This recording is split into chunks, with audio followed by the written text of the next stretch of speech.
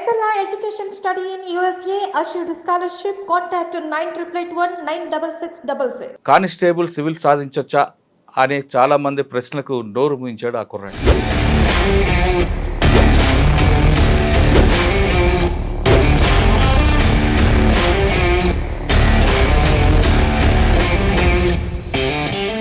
ఉదయ Krishna Reddy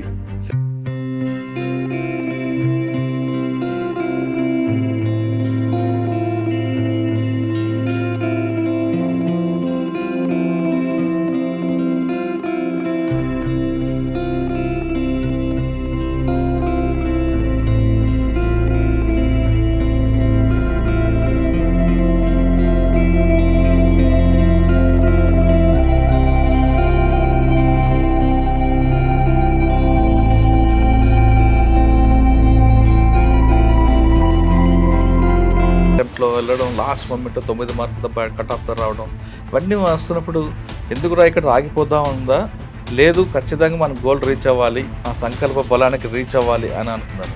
police constable నుంచి UPSC Bhavan మెట్లు తొక్కామంటేనే something is there, మన దగ్గర పొటెన్షియల్. మా ఫ్రెండ్స్ ఎవరు నమ్మినా నమ్మకపోయినా నువ్వు సివిల్ సాధిస్తావని వీళ్ళు మాత్రం నమ్ముతారు. ఒక నాస్తికుడు ఆంజనేయ స్వామి భక్తుగా మారడానికి ఇదే కారణం. ఇక్కడ నేను ఆంజనేయ స్వామి ప్రజెన్స్ని ఫీల్ అయ్యాను. చెప్పను మీకు, అంటే చెప్తే నమ్మరు. నిండా చదువుతా ఉన్నా, రిజల్ట్స్ వచ్చాయి. Welcome to I dream. మనలో సంకల్ప బలం గట్టిగా ఉంటే ఏదైనా సాధించవచ్చు అనే నానుడికి ఉదాహరణ ఈరోజు మన గెస్ట్. ఆయన డిపార్ట్మెంట్లోకి వచ్చారు. వచ్చిన తర్వాత ఒక సంఘటనలో ఆయనకు అవమానం జరుగుతుంది. అవమానం జరిగిన వెంటనే మానసిక శోభ గురై తలదించుకొని బాధపడకుండా ఈ వ్యవస్థలో ఎక్కడో లోపం ఉంది, ఈ వ్యవస్థను చక్కదిద్దాలంటే ఏం చేయాలి అని ఆలోచించి ఆయన ఒక మంచి ఉద్దేశంతో కంకణం కట్టుకున్నారు. అదే సివిల్స్ సాధించాలని. కానిస్టేబుల్ సివిల్ సాధించొచ్చా అనే చాలామంది ప్రశ్నలకు నోరు మూయించాడు ఆ కుర్రాడు. ఆయనే ఈ వారం మన గెస్ట్. పేరు ఉదయ కృష్ణారెడ్డి. సివిల్స్ రాశారు. రాసి 780 ర్యాంక్ సాధించారు. ఆయన గతంలో పోలీస్ కానిస్టేబుల్గా పనిచేశారు. అక్కడ ఏం జరిగింది, ఆయనలో అంత బలమైనగా మా నాటిపోయిన సంఘటన ఏం జరిగింది, సివిల్ సాధించడానికి ఆయన పడ్డ కష్టం ఏంటనే విషయాల్ని ఆయన తెలుసుకుందాం. నమస్తే బ్రదర్. నమస్తే సార్. ఉదయ కృష్ణారెడ్డి 780 ర్యాంక్. ఒక 5 సంవత్సరాలు వెనక్కి వెళ్తే కానిస్టేబుల్ పోలీస్ ఒంగోలు జిల్లాలో సింగరాయకొండ దగ్గర ఒక కానిస్టేబుల్, ఒక ఐపీఎస్ ఎస్ఐ అవ్వడం, తర్వాత ఒక కానిస్టేబుల్ గ్రూప్ 1 అవ్వడం సాధారణ జరుగుతుంటాయి. కానీ ఒక కానిస్టేబుల్ పట్టుదల సాధించి డైరెక్ట్గా సివిల్స్ కొట్టడానికి వచ్చావు, 780 ర్యాంక్ సాధించావు, చాలా గొప్ప విషయం. నీకు ముందు ఫస్ట్ కంగ్రాట్స్. నువ్వు అనుకున్న లక్ష్యం అనేది అంత బలంగా ఉంది. చాలా మంది లక్ష్యం పెట్టుకుంటారు, గోల్ చేద్దాం అనుకుంటారు, కానీ అది రీచ్ అవ్వడానికి చాలా కష్టాలు ఎదురవుతుంటే అవన్నీ దాంతో వాళ్ళు వెనకడేస్తారు. ఏమనుకున్నావో సాధించాలనుకున్నాం. ఇంకా గొప్ప విషయం ఉంది, ఐపీఎస్ అవ్వాలనుకోవడం అనేది. కాకి యూనిఫామ్ వేస్తున్నావు. ఇప్పుడు నువ్వు ఎవరికైతే సెల్యూట్ కొట్టావో వాళ్ళందరూ నీకు సెల్యూట్ కొట్టే స్థాయికి వచ్చావు. అది చాలా చాలా చాలా గ్రేట్. ఎందుకంటే నీ స్టోరీ ఇప్పుడున్న జనరేషన్కి ఒక రోల్ మోడల్గా ఉండాలని నేను కోరుకుంటున్నాను. సరే, ఇక మనం విషయంకి వస్తే 780 ర్యాంక్ ఒక కానిస్టేబుల్ సాధించడం అనేది అది ఆషామాషి వ్యవహారం కాదు. ఒక సామాన్య కుటుంబంలో పుట్టిన వ్యక్తివి నువ్వు, ఒక రైతు కుటుంబంలో వచ్చి వచ్చావు. ఈ స్థాయికి తీసుకురావడానికి ఇందులో ఫస్ట్ క్వశ్చన్, 4వసారి అనుకుంటాను మీరు సాధించడం. 4వ అటెంప్ట్లో ఎలా సాధించారు, దీనికి ఏం మెయిన్ తీసుకున్నారు అదొకటి. 2, మీకు ఈ స్థాయికి తీసుకురావడానికి ఇంత పౌరుషంగా, ఇంత పట్టుదల తీసుకురావడానికి ఆ రోజు సంఘటన జరిగింది. ఆ సంఘటనలో మీరు ప్లస్ తీసుకున్నారా, మైనస్ తీసుకున్నారా? ఈ 3 ప్రశ్నలు సమాధానం చెప్పే ముందు కృష్ణారెడ్డి బ్యాక్గ్రౌండ్, ఆ రోజు జరిగిన సంఘటన. నా పేరు ఉదయ్ కృష్ణారెడ్డి అండి. మాది ఓళ్ళపాలెం గ్రామం, సింగరాయకొండ మండలం, ప్రకాశం డిస్టిక్ అండి. నా బాల్యం అంతా ఓళ్ళపాలెం గ్రామంలోనే జరిగింది. నా స్కూలింగ్, మా తల్లిదండ్రులకు వస్తే శ్రీనివాసరెడ్డి గారు, మా అమ్మగారు జయమ్మ గారు అండి. అన్ఫార్చునేట్లీ నేను చిన్నప్పుడు మా అమ్మగారు కాలం చల్లడం జరిగింది. అదేవిధంగా నాకు 17 ఏళ్ళు వయసు ఉన్నప్పుడు, 17-18 సంవత్సరాల వయసు ఉన్నప్పుడు మా నాన్నగారు కాలం చల్లడం జరిగింది. సో దాని తర్వాత నేను గవర్నమెంట్ స్కూల్లోనే నా విద్యాభ్యాసం అంతా జరిగింది. అక్కడ తర్వాత జవహర్ భారతి జూనియర్ కళాశాల, జవహర్ భారతి డిగ్రీ కళాశాల కావల్లో నేను నా ఇంటర్మీడియట్ అండ్ డిగ్రీని కంప్లీట్ చేయడం జరిగింది సార్. ఇంటర్మీడియట్లో నేను మెడికల్ ల్యాబ్ టెక్నీషియన్ అనేటువంటి ఒక వొకేషనల్ కోర్స్ని తీసుకోవడం జరిగింది. దాని తర్వాత డిగ్రీలో BAని తీసుకోవడం జరిగింది సార్. డిగ్రీ సెకండ్ ఇయర్లో ఫైనల్ ఇయర్ స్టార్ట్ అయిన టైంలో నాకు పోలీస్ కానిస్టేబుల్ జాబ్ వచ్చింది. 2012 డిసెంబర్ 24న ట్రైనింగ్ స్టార్ట్ అయ్యి 2013లో డిపార్ట్మెంట్లో సర్వీస్లో జాయిన్ అయ్యాను. 2013 నుంచి 18 వరకు పోలీస్ కానిస్టేబుల్గా పనిచేసింది సార్. 5 సంవత్సరాలు పోలీస్ కానిస్టేబుల్గా పనిచేసిన సమయంలో ఫస్ట్ ఏ పోలీస్ స్టేషన్కి వెళ్ళారు? ఫస్ట్ మాకు ట్రైనింగ్ అయిపోయిన తర్వాత యాక్చువల్గా హెడ్ క్వార్టర్లోనే అటాచ్మెంట్ ఉంచారండి. అప్పుడు 2014 ఎలక్షన్స్ ఉండటం వల్ల. Ongole head quarter. First SP అప్పుడు మీకు? అప్పుడు మాకు చిరువోలు శ్రీకాంత్ గారు ఉన్నారు. సిహెచ్ శ్రీకాంత్ గారు. తర్వాత పోస్టింగ్స్ వస్తే ఫస్ట్ పోస్టింగ్ గుడ్లూరు పోలీస్ స్టేషన్లో పోలీస్ కానిస్టేబుల్గా జాయిన్ అయ్యాను. దాని తర్వాత మ్యూచువల్ ట్రాన్స్ఫర్ తోటి నేను Ramayapatnam coastal security police station, marine police స్టేషన్లోకి వెళ్ళాను. సో అక్కడ నాకు జరిగినటువంటి ఒక అవమానకరమైనటువంటి సంఘటన నన్ను ఇంకా ఆ జాబ్ని వదిలేసేసి సివిల్స్ని సాధించాలి అనే దృఢ సంకల్పానికి నన్ను పురుకొల్పింది. అంటే 5 సంవత్సరాల్లో పనిచేశారు డిపార్ట్మెంట్లో. రామాయపట్నం అనేది లాస్ట్ పోస్టింగా లేదా ముందేనా? Ramayapatnam last posting sir. Okay. ఈ 5 సంవత్సరాల్లో గుడ్లూరు తర్వాత ఎక్కడెక్కడ పనిచేశారు? First 1 year around 1 year head క్వార్టర్స్లో ఉండాము. క్విక్ రియాక్షన్ టీంలో ఉండేము, వెయిటింగ్ పార్టీ. దాని తర్వాత గుడ్లూరులో అరౌండ్ 1 ఇయర్ చేసాము. దాని తర్వాత 3 years Ramayapatnam marine police station. Marine police station పెద్ద పని ఉంటుందా? యాక్చువల్గా పని లాండ్ ఆర్డర్తో పోలిస్తే రిలేటివ్లీ మెరైన్ పోలీస్ స్టేషన్లో తక్కువ ఉంటుంది సార్. పోలీస్ ఎవరైనా సముద్రంలోకి వెళ్తున్నప్పుడు మళ్ళీ కాపాడడం అవే కదా ఉంటాయి. అవును, సముద్రంలో 3 సంవత్సరాలు పనిచేస్తారు రామాయపట్నం. 3 సంవత్సరాల పైన. ఓకే. ఏం జరిగిందని సంఘటన సార్? అది నా ఉద్దేశం ఏంటంటే, గుడ్లూరులో ఉన్నప్పుడు లాండ్ ఆర్డర్లో ఉండటం వల్ల ఎక్కువ టైం దొరికేది కాదు. కొంచెం ప్రిపేర్ అవ్వడానికి, కాంపిటేటివ్ ఎగ్జామ్స్కి, సివిల్ సర్వీస్కి అట్లా ప్రిపేర్ అవ్వడానికి ఎక్కువ టైం దొరికేది కాదు. సో నేను దానికోసం ఏం చేశానంటే, రామాయపట్నం మెరైన్లో పనిచేస్తున్న ఒక పోలీస్ కానిస్టేబుల్ ఉన్నారు, ఆయన్ని గుడ్లూరు వచ్చేటట్టు, నేను గుడ్లూరు నుంచి రామాయపట్నం వెళ్ళేటట్టు మ్యూచువల్ ట్రాన్స్ఫర్ని పెట్టుకోవడం జరిగింది సార్. అట్లా పెట్టుకొని నేను మ్యూచువల్ ట్రాన్స్ఫర్ మీద రామాయపట్నం వెళ్ళడం జరిగింది.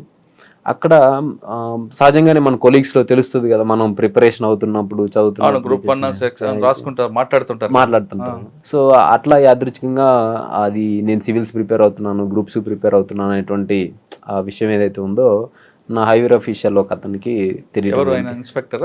ఇన్స్పెక్టర్ సిఐ గారు, రామాయపట్నం, ఆయనకి తెలియటం జరిగింది. అక్కడ అదొక ఆయన సబ్ ఇన్స్పెక్టర్ గా రిక్రూట్ అయ్యారు. 98 బ్యాచ్ ఐ థింక్. సో పేరు ఎందుకులేదు సార్, ఎవరి గౌరవాన్ని అయినా మనం కాపాడాల్సిందే. సో అందుకని నేను పేరుని డిస్క్లోజ్ చేయలేదు. బట్ ఆ సంఘటన జరిగినప్పుడు ఒక 60 మంది కానిస్టేబుల్స్, నాతోటి కానిస్టేబుల్స్, హోమ్ గార్డ్స్, ఏఎస్ఐలు, హెడ్ కానిస్టేబుల్స్ వీళ్ళు ఉన్నారు. సో ఆ 60 మందికి ఆ వ్యక్తి తెలుసు. అంటే ఏం జరిగిందంటే, అట్లా నేను ఆ సివిల్స్ ప్రిపేర్ అవుతున్నాను అనేటువంటిది అది ఆ సిఐ గారికి తెలిసినప్పుడు ఎందుకు ఆయన సమ్ పర్సనల్ గ్రడ్జ్ అనేటువంటిది ఆయనకి డెవలప్ అయింది. అయిన తర్వాత నన్ను కొద్దిగా పర్సనల్గా టార్గెట్ చేసి చేయటం అనేటువంటిది జరిగింది. అయితే దాని ముందు నుంచి కూడా కొన్ని చిన్న చిన్న చెదురుమదురు సంఘటనలో నన్ను పర్సనల్ టార్గెట్ చేయటం, నా ఎగ్జామ్స్ ఉన్నప్పుడే డ్యూటీలు వేయటం, ఇటువంటి చేయటం జరిగింది. పర్టికులర్గా ఆగస్టు 11, 2018 రోజు జరిగిన సంఘటన ఏంటంటే, నేను వస్తాను కొంచెం ప్రతి శుక్రవారం డ్రిల్ జరుగుతుంది, నేను కొంత లేట్గా ఫ్రైడే మార్నింగ్ జరుగుతుంది. అయితే ఆ డ్రిల్కి లేట్గా వెళ్ళిన సందర్భం అది.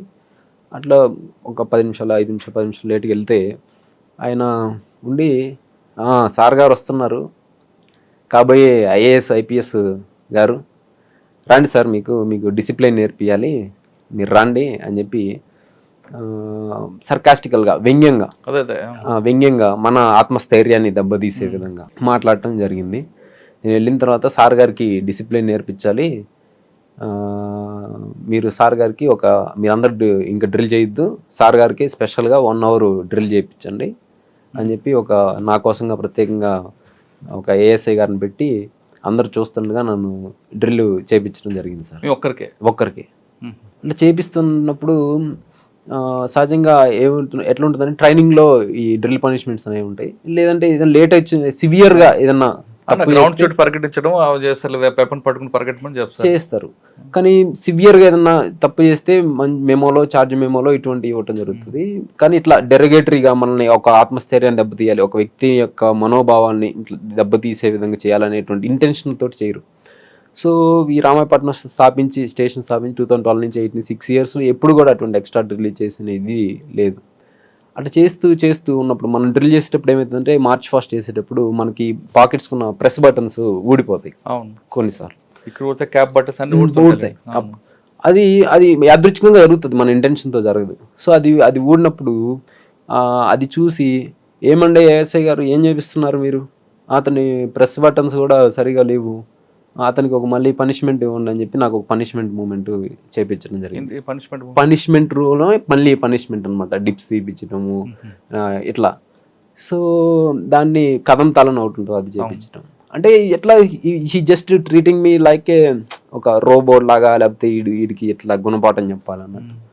సో అక్కడ నేను ఏంటంటే ఆ డిసిప్లైన్ మెయింటైన్ చేయడం అనేటువంటి దానికోసంగా కాదు, ఇది పర్సనల్ ఇంటెన్షన్ తోటి ఐ ఫెల్ట్ దట్ యాక్చువల్గా అది ఎవరికైనా అక్కడ ఉన్న 60 మంది సభ్యులకి అర్థమైంది. సో అది అట్లా అయిన తర్వాత వచ్చి ఏమనుకుంటున్నావు నువ్వేది సివిల్స్ ప్రిపేర్ అవుతున్నంత మాత్రం నువ్వు సివిల్స్ కొట్టినట్టుగా ఫీల్ అయిపోతున్నావా, నువ్వు ఆఫ్టర్ ఆల్ కానిస్టేబుల్ గాడివి, గుర్తుపెట్టుకో, నీ లిమిట్స్లో నువ్వు ఉండు, ఊహల్లో తేలమాకు, నువ్వు కానిస్టేబుల్ అనేది నువ్వు రియలైజ్ అయితే నీకు ఎంత త్వరగా రియలైజ్ అంత మంచిది అని చెప్పి అన్నారు. కానీ పోలీస్ డిపార్ట్మెంట్ కానిస్టేబుల్ పిల్లర్ కదండి యాక్చువల్గా, అది ఒక ఐరన్ డిపార్ట్మెంట్ లేదు కదా. అవును, మరి అంత కసి ఎందుకు ఆయనకి? అది ఆ వ్యక్తిగతమైనటువంటి జలస్తో లేకుంటే మిగతా అంశాలతోటి అది ఇంప్రూవ్ అవడం జరిగిందండి. అంతకుముందు కూడా నాకు నెక్స్ట్ డే నాకు రాజమండ్రిలో ఒక ఎగ్జామ్ ఉంది, రైల్వే ఎగ్జామ్. ఆ ఎగ్జామ్కి నేను నెక్స్ట్ మార్నింగ్ 10 o'clock వెళ్ళాలి. కానీ దాని ముందు రోజు నాకు కావాలని నా టర్న్ కానప్పటికి కూడా నాకు సెంట్రీ డ్యూటీ చేసి ఆ ఎగ్జామ్కి నేను వెళ్ళకుండా చేయాలని చేశారు. సో నేను అంటే పర్సనల్ ఇంటెన్షన్ తోటి నేను అదే విషయాన్ని నేను bureau of police research and డెవలప్మెంట్కి, మినిస్ట్రీ ఆఫ్ హోమ్ అఫైర్స్ వాళ్ళకి, డీజీపీ గారికి, అదేవిధంగా రాష్ట్రపతి గారికి, ప్రధానమంత్రి గారికి కూడా నేను లేఖ రూపంలో రాసి ఇట్లా చేస్తున్నారు. సో ఆ bureau of police research and development ఏంటంటే అసలు పోలీసింగ్ ఎలా ఉంది అనేటువంటి దాని మీద ఇండియాలో రీసెర్చ్ చేస్తూ ఉంటారు. సో ఇటువంటి చెదురుమదురు సంఘటనలో ఒక వ్యక్తి అంటే మనం ఏ వ్యక్తి అయినా కెరియర్ని మేక్ చేసుకోవాలని చూస్తారు సార్. ఇప్పుడు మనం కానిస్టేబుల్ రిక్రూట్ అవుతున్నాం అంటే మనకి ఫర్దర్గా ప్రోగ్రెస్ ఉందంటేనే కదా మనం ఇంకా ఉత్సాహంతో పనిచేస్తాం, వేరే ఉన్నప్పుడు దాని దగ్గర వెళ్తుంటాం, ఉత్సాహంతో పనిచేస్తాం. సో మనకి ఇప్పటికీ నాకు పోలీస్ డిపార్ట్మెంట్ చూస్తున్నాను, మా సీనియర్స్ కొంతమంది 20 ఏళ్ళు 21 ఏళ్ళు 22 ఏళ్ళు పనిచేసినా కానీ హెడ్ కానిస్టేబుల్ కూడా అవ్వట్లేదు. సో మనం కానిస్టేబుల్ జాబ్ చేస్తూ ఆ ప్రోగ్రెస్ మేక్ చేయాలి అనేటువంటి ఆ ఉద్దేశంతో కాంపిటేటివ్స్ ప్రిపేర్ అవుతూ ఉంటాం. సో ఇట్లా చేసి మళ్ళీ నేనేంటి నా ఖాళీ టైంలో నేను ప్రిపేర్ అవుతుంటాను. ఇంకా మీకు చెప్పాలంటే ట్రూగా చెప్పాలంటే నేను పనిచేస్తున్న పోలీస్ స్టేషన్లో ఆ రోజు ఆ పోలీస్ స్టేషన్లో కొంతమంది కొలీగ్సే, స్టాఫ్సే వాళ్ళు ఆల్కహాల్ తెచ్చుకొని పైన తాగే వాళ్ళు ఉంటారు, ఆ సెల్ ఫోన్లో పేకలాట ఆడేవాళ్ళు ఉంటారు, లిటరల్ పేకాటలు తెచ్చుకొని ఆడేవాళ్ళు ఉంటారు. వాటన్నిటికి ప్రాబ్లం లేదు, కానీ నేను చదివితే మాత్రం ప్రాబ్లం. సో అది ఆ జలస్ అనేటువంటిది అంటే దేనికైనా లిమిట్ ఉంటుంది కానీ జలస్కి ఉండదు లిమిట్. ఆ రోజు ఎంతసేపు మీకు పనిష్మెంట్ ఇచ్చారు? 1 hour బరాబర్ ఇచ్చారు. 1 hourకి 1 hour బరాబర్గా చేపించి నేను ఏమనుకున్నా అంటే సర్లే ఆఫీసరు ఏదో ఫస్ట్ ఒకసారి అని ఒక 10 నిమిషాలు చేయించి సరే ఇంక నుంచి రామాకి అట్లా మందలిస్తారేమో అనుకున్నా. కానీ 1 hour బరాబర్ చేపించి ఇచ్చిన తర్వాత నువ్వు ఆఫ్టర్ ఆల్ కానిస్టేబుల్ గాడివి, నువ్వు అది ఎంత తొందరగా రిలీజ్ అయితే అంత మంచిది, నీకు తోకలు కత్తిరిస్తాను, నీ తోక పెరిగితే కత్తిరిస్తాను, ఏంటి నువ్వు నీకంటే తోపులే ర్యాంక్ కొట్టిన వాళ్ళే ప్రొబేషనరీలుగా వచ్చి సిఐల దగ్గర నేర్చుకొని ఉంటారు, నువ్వు ఏంటి అసలు అది ఇది అని చెప్పేసి అంటే డెరగేటరీగా మాట్లాడితే నాకు చాలా బాధ. దోషం కూడా చేశారు ఏమన్నా? వ్యక్తిగత దోషం చేయలేదు సార్, ఇట్లే సర్కాస్టికల్గా వ్యంగ్యంగా అని చెప్పి మాట్లాడేసరికి 60 మంది ముందు నేను ఒక్కనే అట్లా చేస్తూ 60 మంది ముందు అట్లా ఆ వ్యంగ్యంగా సార్ కాబోయే ఐపీఎస్ ఆఫీసర్ అయ్యా అట్లా వ్యంగ్యంగా మాట్లాడేసరికి అది నేను తీసుకోలేకపోయాను సార్. చాలా బాధేసింది. ఎట్లా అంటే అరే నేను యంగెస్ట్ కానిస్టేబుల్ సార్, నేను మా బ్యాచ్లో 300 చిల్లర మంది ఉంటే నేను అందరికంటే చిన్న వయసు 19 సంవత్సరాలు నాకు, నేను యంగెస్ట్ కానిస్టేబుల్. సో అట్లాంటి నాకున్న టాలెంట్స్ని, నాకున్న క్రిటికల్ స్కిల్స్ని, నాకున్నటువంటి ఇంక్విజిటివ్ పవర్స్ని వీటన్నిటిని మంచిగా ఇన్వెస్టిగేషన్స్కి వాటికి ఉపయోగించుకుంటూ నాకు కెరీర్ కూడా ప్రోగ్రెస్ చేస్తే డిపార్ట్మెంట్కి నేను ఒక మంచి అసెట్ అవుతాను. సో అట్లా చేయకుండా పర్సనల్గా ఏదో ఇది చేస్తే ఆయన ఇంకా బ్రిటిష్ పోలీసుని ఫాలో అవుతున్నారు. ఎస్ ద బ్రిటిష్ లెగసీ అనేటువంటిది అది ఇంకా ఆయన అది బ్రిటిష్ వారు అంటారు చూస్తానికి రూపంలో భారతీయులను మైండ్ సెట్ లో బ్రిటిష్ వారిని మేము తయారు చేస్తామని. ఆ లెగసీ ఈ రోజుకి ఉందన్నమాట. ఆ కలోనియల్ కొంతమందికి, అందరికి కాదు. అండ్ ఇంకొకటి కొంతమంది మంచి ఆఫీసర్స్ ఉన్నారు సార్. ఐపీఎస్ ప్రమోద్ కుమార్ గారు చేశారు, అప్పుడు ప్రకాశం ఎస్పీగా చేశారు. నేను ఆ మ్యూచువల్ ట్రాన్స్ఫర్ కోసం వెళ్తే అప్పుడు కందుకూరు సర్కిల్ ఇన్స్పెక్టర్ గారు ఉన్నారు. 2014లో ఒక ఆయతను ఉంటే, సార్ నేను మ్యూచువల్గా పెట్టుకుంటాను సార్, నాది ఫార్వర్డ్ చేయండి సార్ అని ఒక 10 సార్లు తిరిగాను సార్. ఆయన 10 సార్లు తిరిగినప్పుడు 11 సరే పో బయటికి పో యూజ్లెస్ ఫెలో అన్నారు. ఎవరు? ఆ కందుకూరులో సిఐ అన్న తర్వాత అసలు నేనేం అడిగాను, నా మ్యూచువల్ ట్రాన్స్ఫర్ అంటే ఇక్కడున్న స్టాఫ్ అక్కడికి వెళ్తారు, అక్కడున్న స్టాఫ్ ఇక్కడికి వస్తారు. సో దీనికి కూడా వీళ్ళు అంటే కనీసం స్టాఫ్ గ్రీవెన్స్ని అడ్రస్ చేయడం అనేది ఒక ఎస్హెచ్ఓగా మీ బాధ్యత. సో అట్లా చేయాలని చెప్పి చేయకుండా నేను ఇంకేం చేశాను అంటే, సరే ఏదైతే అది అవుతుంది, మహా అయితే ఎస్పీ గారు ఏం చేస్తారు, తిడతారు, లేకపోతే ఒక మెమో రాపిస్తారు త్రూ ప్రాపర్ ఛానల్ రాలేదని చెప్పి ధైర్యం చేసి వెళ్ళిపోయాను సార్. అసలు మీరు నమ్మరు సార్, ప్రమోద్ కుమార్ సార్ గారు ఎంత జనరాసిటీ తోటి, ఎంత సెన్సిటివ్గా, మ్యాగ్నానిమిటీ తోటి, ఏంది బాబు ఇట్రా అన్నారు. సార్ ఇట్లా చదువుకుంటాను సార్, నాకు ఖాళీ టైం అక్కడ రామాయపట్నంలో అయితే షిఫ్ట్స్ అట్లా ఉంటాయి, కొద్దిగా టైం సేవ్ అవుతుంది, ప్లస్ మా నాయనమ్మ గారు ఉన్నారు, మా పేరెంట్స్ ఇద్దరు ఎక్స్పైర్ ఉన్నారు, ఆమెతో పాటు కొద్దిగా టైం ఆమె కూడా మంచిగా ఉంటుందంటే ఇదంతా పని ఇట్రా అని చెప్పి అట్లా సంతకం చేసి సీసీకి వెంటనే కొట్టేసేయండి, అవుతుంది 10 minutesలో నాకు రిపోర్ట్ చేయండి అన్నారు. అసలు నేను ఆ నుంచి తీసుకొని ఒంగోలు నుంచి గుడ్లూరు వెళ్ళే లోపల నా వచ్చేసిందండి ట్రాన్స్ఫర్. సో అంటే అక్కడ అదే కందుకూరు సర్కిల్ ఇన్స్పెక్టర్ గారు పోరా యూజ్లెస్ ఫెలో బయటికి ఎన్నిసార్లు చెప్పాలి నీకు అన్న దానికి, అదే ఒక ఐపీఎస్ హోదాలో ఉన్న వ్యక్తి ఎంత మ్యాగ్నానిమిటీ తోటి, ఎంత జనరసిటీ తోటి with pen stroke just 2 minutes దాన్ని సాల్వ్ చేసి, దానికోసం 2 monthsగా తిరుగుతున్నా. అదే చెప్తున్నా, ప్లస్ ఉంటారు మైనస్ ఉంటారు. ఇంకోటి శివకుమార్ గారు అని ఆయన సబ్ ఇన్స్పెక్టర్, ఆయన కింద నేను అదే రామాయపట్నంలో చేశాను. అసలు ఆయన అంటే నాకు అన్నయ్యలు లేరు, ఆయన నాకు అన్నయ్య లెక్క. ఆయన నువ్వు ఇట్లా వెళ్ళు, ఇది తీసుకో, నీకు ఇట్లా తప్పదబ్బా, ఇది డిపార్ట్మెంట్లో ఇట్లా అవమానం చేస్తుంటారు, ఏం కాదులే నేను రిజైన్ చేస్తా. ఆ రోజు ఏమైందంటే అట్లా ఆయన డెరగేటరీగా చేసిన తర్వాత అదే రోజు నేను వెళ్ళి సార్ ఇట్లా రిజిగ్నేషన్ చేస్తున్నాను ఇచ్చేసా, లెటర్ రాసి ఇస్తే ఆయన ఏంటి బెదిరిస్తున్నావు అన్నాడు. బెదిరించట్లేదు sir, I took it mindful decision అన్నాడు. దాని తర్వాత కామ్గా అయిపోయారు, అది ఆడబడేసి కామ్గా ఉన్నారు. ఒక 1/2 hour 45 minutes 1 hour లోపల పిలిచారు. మళ్ళీ పిలిచి మీరు ఇది పెట్టారు కదా, దీన్ని పెట్టాలంటే త్రూ ప్రాపర్ ఛానల్ పెట్టాలంటే టైప్ చేసుకొని రండి అన్నారు. టైప్ చేసుకొని డిటిపి ఫార్మాట్లో తెమ్మన్నారు. నేను రాసి ఇచ్చాను. సో ఆయన ఇంకా నేను దాన్ని డిటిపి చేయించుకొని వెంటనే తీసుకొచ్చా. ఆయన షాక్ అయ్యారు, ఏంది ఇతను నిజంగానే చేస్తున్నట్టున్నాడు అన్నట్టు. ఇంకా సరే అది దగ్గర పెట్టుకున్నాను. మీరు నమ్మరు సార్, నేను అది ఆ రోజు ఇచ్చేసేసి నేను ఇంకా మళ్ళీ పక్క స్టేషన్లో లీవ్ తీసుకున్నాను. పోలీసులు అటు తీసుకోవచ్చు లీవ్స్, అటు లీవ్ తీసుకొని నేను ఇంకా దాన్ని తీసుకొని వెళ్ళిపోయాను. నా సరెండర్స్ అన్ని సబ్మిట్ చేసుకుని ఎస్పీ గారి దగ్గరికి తీసుకుపోయి, ఇప్పుడు సాంబశివరావు గారు వాళ్ళు ఎవరండి ఎస్పీ అప్పుడు ఎస్పీ సత్య బాబు గారు, వెంటనే ఎగ్జాక్ట్ గుర్తులేదు సార్, బాబు గారు అనుకుంటున్నా. ఇంకా అట్లా తీసుకొని నేను అది ఇచ్చేసి వెళ్ళిపోయిన తర్వాత మీరు నమ్మరు, నా రిజిగ్నేషన్ లెటర్ని ఫార్వర్డ్ చేయకుండా స్టేషన్లోనే అట్లే పెట్టి, నేను కోచింగ్కి వెళ్ళిపోయాను, నేను ప్రిపరేషన్కి అట్లే పెట్టి నాకు 1 year జీడీలో జనరల్ డైరీలో ఆబ్సెంట్ అని ఎంట్రీ పెట్టి 21 రోజులు అయిన తర్వాత డెజర్టర్ అంటే ఉద్యోగం చేయకుండా పారిపోయిన సైనికుడు అనే డెజర్టర్ రిపోర్ట్ కొట్టి ఒక టీంని నా మీద నిఘా పెట్టి, నేను ఎప్పుడు ఇంటికి వస్తానా, ఎక్కడ ఢిల్లీలో ఉన్నానా, ఎక్కడున్నాను కనిపించి నేను ఆ డెజర్టర్ అయ్యాడని చెప్పి నాకు నోటీస్ సర్వ్ చేయించారు సార్.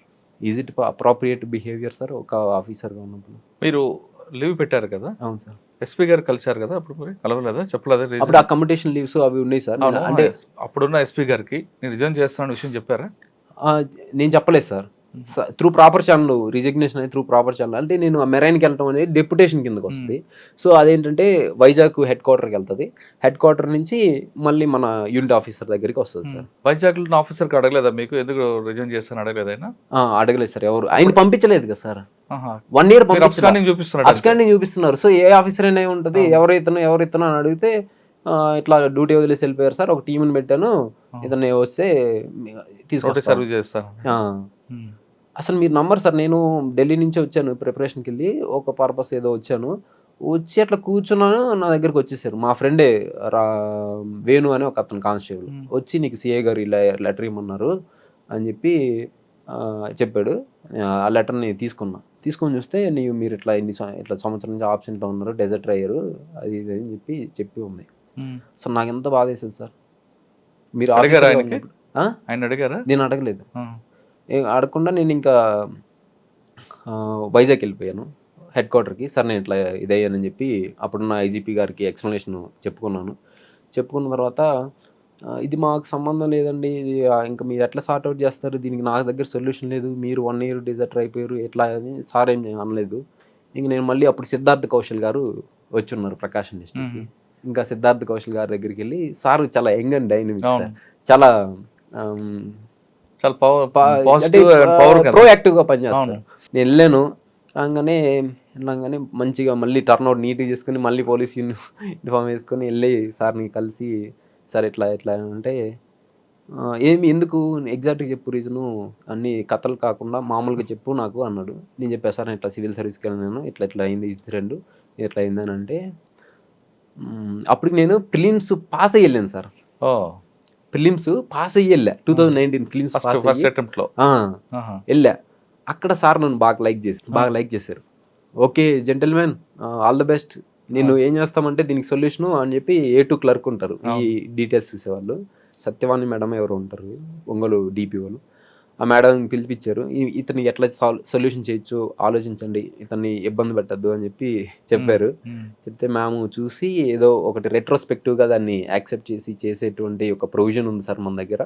ఆ ప్రొవిజన్ ప్రకారం ఇతన్ని మనం అతని ఏ డేట్లో అయితే రిజిగ్నేషన్ ఇచ్చారో దాన్ని డీమ్డ్ టు బీ టేకెన్ అని కింద దాన్ని తీసుకొని చేయొచ్చు అని చెప్పేసి అట్లా నన్ను రిజిగ్నేషన్ని ఆ డేట్ ప్రేయర్ డేట్ నుంచి యాక్సెప్ట్ చేసి అదే రోజు రిలీవింగ్ ఆర్డర్స్ ఇచ్చి అదే రోజు LP centre last pay certificate ఇచ్చేసి లీవ్స్ అన్ని సెటిల్ చేసేసి మొత్తం నన్ను అప్పటికప్పుడు రిలీవ్ చేసేసారు. ఏమన్నారు? ఆల్ ది బెస్ట్ అని చెప్పారు సార్. అప్పుడు ఆఫీసర్ మీద యాక్షన్ తీసుకోలేదా? ఇంకా అప్పటికి ఆయన మారిపోయి ఉన్నారు సార్. అప్పటికి ఆయన నేను వెళ్ళే టయానికి ఆయన మనకి నోటీస్ సర్వ్ చేశారు. నేను ఇది సివిల్స్ ప్రిలిమ్స్ రిజల్ట్స్ వచ్చిన తర్వాత వెళ్ళాను. అప్పటికి ఆయన మారిపోయినట్టున్నారు సార్. ఇక్కడ మీరు రిజైన్ చేశారు. ఫైనాన్షియల్ బ్యాక్గ్రౌండ్ తీసుకుంటే మీకు అంతంత మాత్రం నాన్న అమ్మ లేరు, నానమ్మ మీద మేనమావలు చిన్నాళ్ళు వాళ్ళతోనే మీరు ఆ సపోర్ట్ ఉంది కదా. జాబ్ ఉండేది అప్పట్లో 40,000 ఎంతో జాబ్ ఉండేది. రిజైన్ చేసిన తర్వాత మీరు ఢిల్లీ వెళ్ళి చదువుకోవడానికి ఆ ఫైనాన్షియల్ ఇష్యూస్ ఏమి వచ్చాయి? అప్పుడు ఫైనాన్షియల్ ఇష్యూస్ వచ్చాయి సార్. నేను నా సేవింగ్స్ని నేను ప్రాపర్గా మెయింటైన్ చేసుకున్నాను. తర్వాత మా మామయ్య గారు కోటిరెడ్డి గారు ఉన్నారు, ఆయన నాకు సపోర్ట్ చేశారు. అదేవిధంగా ఇంకోటి చెప్పాలంటే యాక్చువల్గా నేను జాబ్ రిజైన్ చేసింది ఆల్మోస్ట్ నా రిజల్ట్స్ వచ్చే వరకు అయితే మా నాయనమ్మకి తెలియదు నేను హైదరాబాద్లో చేస్తున్నాను అని చెప్పి. ఎందుకంటే ఆమె చాలా బాధపడతారు, ఏడుస్తారు. ఆమెకి ఏంటంటే హైదరాబాద్లో చేస్తున్నాను ఉద్యోగం, హైదరాబాద్లో చేస్తున్నాను అని చెప్పేది. నేను జాబ్ రిజైన్ చేసిన తర్వాత అది వచ్చి డైరెక్ట్ మా మామయ్య గారికి చెప్పాను. ఎవరు మీరా? నేను ఇంటికి వెళ్ళాను ఆ రోజు ఈవినింగ్, జాబ్ రిజైన్ చేశాను అన్న. ఏమైంది అన్నాడు. ఇన్సిడెంట్ చెప్పలేదు. నేను నాకు సివిల్స్ ప్రిపేర్ అవ్వాలని ఉంది, నువ్వు నాకు సపోర్ట్ చేస్తావా చేయవా అని ఇట్లా డిమాండింగ్ అడిగాను. ఇంకంతేనా నీ నిర్ణయం అన్నారు. అంతేనని చెప్పా. సరే నువ్వు నీకు ఎట్లా సపోర్ట్ ఏం చేయాలంటే, నా దగ్గర ఎక్స్ అమౌంట్ ఉంది, నేను వెళ్తున్నాను వెంచరింగ్, ఇంకంతే నేను వెళ్తాను, ఇంకేదైనా ఉంటే నీకు కాల్ చేస్తా అంటే, సరే నువ్వు వెళ్ళు నీ ఇష్టం అని చెప్పారు. కానీ ఐఎమ్ సక్సెస్ఫుల్లీ దాన్ని మా మావయ్య గారి దగ్గర ఒక 1 year వరకు నేను అవసరం లేకుండానే నేను ఢిల్లీలో స్పెండ్ చేశాను. తర్వాత మళ్ళీ అక్కడి నుంచి హైదరాబాద్ వచ్చాను. ఇంకా అక్కడి నుంచి మా మావయ్య గారు he took care of everything. తర్వాత మళ్ళీ మీకు చెప్పాను కదా సార్, మాకు శివకుమార్ సార్ గారు ఎస్ఐ, ఈయన ఈజ్ లైక్ బ్రదర్, ఎస్ఐ కూడా కాదు. తర్వాత మా ఫ్రెండ్ ఉన్నాడు యోగి అని, తర్వాత రాజేష్, సునీల్, ఇట్లా సహకారంతో ఉద్యోగం రిజైన్ చేశారు. ఢిల్లీ వెళ్ళాలి, అక్కడే ఉండి చదువుకోవాలి అనే ఆలోచనలకు వచ్చింది. ఎక్కడ మీరు అకామిడేషన్ తీసుకున్నారు? రెండోది మీరు ఏం మెయిన్స్ తీసుకొని వెళ్ళారు అక్కడికి? మీ ఆప్షన్ ఏంటి పెట్టుకున్నారు? సార్ నేను ఢిల్లీ వెళ్ళడానికి ఫస్ట్ వాజీరామ్ అండ్ రవి లో దాంట్లో జాయిన్ అవ్వాలని చెప్పేసి వెళ్ళాను సార్. నీకు ఇక్కడ నా ఫ్రెండ్ యోగి అని చెప్పాను కదా సార్, తను విఆర్ఓగా పనిచేస్తారు. ఆయన పనిచేసే విలేజ్లో చలిజాముల వెంకటేశ్వర్ గారు అని అన్న అప్పుడు ఐఏఎస్ కొట్టున్నారు, 2015 బ్యాచ్ కొట్టుంటే మా ఫ్రెండ్ ఆయన దగ్గరికి తీసుకెళ్ళి అన్న ఇట్లా ఉదయ్ బాగా చదువుతాడు, ఇది ఇట్లా ఇట్లా ఇట్లా చేయాలనుకుంటున్నాడు అని చెప్పి అన్నకు కూడా చెప్పలా ఇట్లా ఏంది ఇన్సిడెంట్ అని. సివిల్స్ సాధించాలనుకుంటున్నాడు, గట్టి అంబిషన్. అయితే అన్న ఏమేమి చదివావు, ఏంది సిలబస్ ఏంటంటే మొత్తం చెప్పాను నేను. సిలబస్ ఇది, ఈ బుక్స్ చదివాను. ఇంకా అసలు మేము ప్రిపరేషన్ స్టార్ట్ చేసినప్పుడు మాకు కూడా ఈ బుక్స్ మేము పరిచయం లేదు, నువ్వు ఇంకా చదివి వెళ్తున్నావు కాబట్టి ఇంకా మంచిది, అక్కడికి పలానా ఇన్స్టిట్యూట్కి వెళ్ళి అని చెప్తే వెళ్ళానండి. వాజీరామ్ అంటారు, అక్కడికి వెళ్ళి అక్కడ జాయిన్ అయ్యాను. జాయిన్ అయితే అక్కడ నాకేంటంటే ఆల్రెడీ నేను చదివినయే చెప్తున్నారు. మళ్ళీ నాకు గ్రాడ్యుయేషన్ BA ఉంది కదా, హిస్టరీ పాలిటీ ఇవన్నీ నాకు చదివినయే చెప్తున్నారు, ఎక్సెప్ట్ ఇంటర్నల్ సెక్యూరిటీ కొన్ని టాపిక్స్ ఇటువంటివి తప్పించి. సో ఇంకా నాకు అక్కడ కూడా ఇంకా వెదరు ఫుడ్ ఏం పడలేదు. సో ఇంకా సబ్జెక్ట్ కూడా అంతా ఎక్కువ ఏం చెప్తున్నారు అనిపించలా. ఓకే వీళ్ళు కూడా బేసిక్సే చెప్తున్నారు, కాకపోతే ఒక ఎక్స్పోజర్ అయితే వచ్చింది. అందరూ IITs నుంచి వచ్చేవాళ్ళు, IIMs నుంచి వచ్చేవాళ్ళు అందరూ అక్కడి నుంచే స్టార్ట్ చేస్తారు అని అర్థమైంది. ఇంకా ఇన్ఫాక్ట్ తీసుకుంటే నేను ఇంకా నాకు డిగ్రీలో సబ్జెక్ట్ పరిచయం కూడా ఉంది, కొంతమందికి అసలు పరిచయం లేకుండా స్టార్ట్ చేస్తాను. అర్థమైన తర్వాత ఇంకా వెదరు ఫుడ్ వాటన్నిటి కోసం నేను హైదరాబాద్ షిఫ్ట్ అయిపోయి ఇక్కడ హైదరాబాద్లో అశోక్ నగర్లో ఉన్నాను. అక్కడ నేను political science and international relations తీసుకున్నాను ఆప్షనల్. తర్వాత 19 అటెంప్ట్ ఫస్ట్ టైం ప్రిలిమ్స్ అయింది, మెయిన్స్ అయింది, ఇంటర్వ్యూకి వెళ్ళి ఫైనల్ లిస్ట్లో 9 మార్క్స్ తోటి ఉండలేకపోయాను, అది కట్ ఆఫ్ మిస్ అయింది. తర్వాత ఇంక 20 అటెంప్ట్ కోవిడ్, దానివల్ల ఇవ్వలేకపోయాను. తర్వాత 21లో CSAT ఫెయిల్ అయ్యాను ప్రిలిమినరీ. తర్వాత 22లో మళ్ళీ CSAT ఫెయిల్ అయ్యాను. GS కంప్లీట్ అవుతుంది కానీ CSAT పోతుంది. అప్పుడు బాగా డిసప్పాయింట్ అయిపోతే ఇంకప్పుడు నాకు సునీల్ అని ఇంకో ఫ్రెండ్ ఉన్నాడు, ఫైర్ SI అతను కడపలో చేస్తాడు పులివెందుల్లో. తను వచ్చి అన్న ఇట్లా నేను మ్యాథ్స్ కొద్దిగా వీక్ అనమాట, ఇట్లా ఇది మ్యాథ్స్ ఈ కెరీర్ విల్ యాప్ అని దాంట్లో జాయిన్ అవ్వండి, ఇంకోటి కాంప్రహెన్షన్ మేధాటి శ్రీనివాస్ గారు అని ఉంటారు, ఆయన దగ్గర జాయిన్ అవ్వండి మీకు అవుతుంది అని చెప్పారు. తర్వాత అన్న భార్గవ్ అన్నది ఒక అన్నారు, అన్న ఛత్తీస్గఢ్ క్యాడర్ IAS ఆఫీసర్. అన్న కూడా CSAT కొన్నిసార్లు ఆబ్స్టికల్స్ ఫేస్ చేశారు. అన్నను కూడా సజెషన్ అడిగితే కొన్ని సజెషన్స్ ఇచ్చారు. సో ఎన్ని సజెషన్స్ ఈ మళ్ళీ మిస్టేక్స్ రెక్టిఫై చేసుకుని మళ్ళీ 23 అటెంప్ట్. ఇంకా ఏంటంటే 23 అన్ని సంవత్సరాల్లో కల్లా 2013 నుంచి 23 పేపర్ ఇంకా డిఫికల్ట్ పేపర్ CSAT. సో ఆ డిఫికల్ట్ పేపర్ని కూడా నేను సక్సెస్ఫుల్గా కంప్లీట్ చేయగలిగాను. తర్వాత మెయిన్స్ ఇంటర్వ్యూ 780 ర్యాంక్. సార్ దాదాపు ఇప్పుడు 4 సంవత్సరాలు కష్టపడ్డారు సార్. 4 సంవత్సరాలు నాన్నమ్మకి మీరు మాత్రం హైదరాబాద్ ఉద్యోగం చెప్పారు. మా నాన్నమ్మ ఎప్పుడు రేపు ఉద్యోగం చేస్తున్నా కదా పెళ్లి చేస్తాను అనలేదు? అసలు మీకు చెప్పని విషయం ఏంటంటే నేను ఢిల్లీ వెళ్తా అన్నప్పుడు నువ్వు ఢిల్లీ వెళ్తే నేను ఊరేసుకొని చనిపోతాను అన్నది. ఎందుకంటే నా పెళ్లి చేసుకో, నువ్వు ఏదో పిల్లలు ఇప్పుడు మీ నాన్నగారు మీ అమ్మగారు లేరు, ఏదో ఒక ఉద్యోగం వచ్చింది, పెళ్లి చేసుకుంటే నాకు వయసు అయిపోతుంది, సుఖంగా చూస్తాను అది ఇది అని చెప్పి. నాకు కానీ నా యాంబిషన్ వేరు కదా. సో సరే నేను వెళ్తానంటే లేదు సస్యం మీరా అంది. ఇంకా నేను ఊరేసుకొని చచ్చిపోతాను బెదిరించింది. నేను పక్కన చాంతాన్ని తీసుకో అయినా నేను వెళ్ళలేదు అని చెప్పి వెళ్ళిపోయా. వెళ్ళిన తర్వాత తర్వాత వచ్చి హైదరాబాద్లో ఉన్నా, హైదరాబాద్కి ట్రాన్స్ఫర్ అయింది. అడైతే చదువుకోవడానికి కొంచెం టైం ఉంటుంది అట్లా ఇట్లా అని చెప్పా. కానీ ఒక రోజు వచ్చింది మెడికల్ టెస్ట్లకి వాటికి, వచ్చి రూమ్ అంతా చూసింది. ఎరా పోలీస్ గుడ్డలు లేవు ఏమి అన్నది. పోలీస్ గుడ్డలు లేవా అంటే ఆమె తెలియదు అట్లా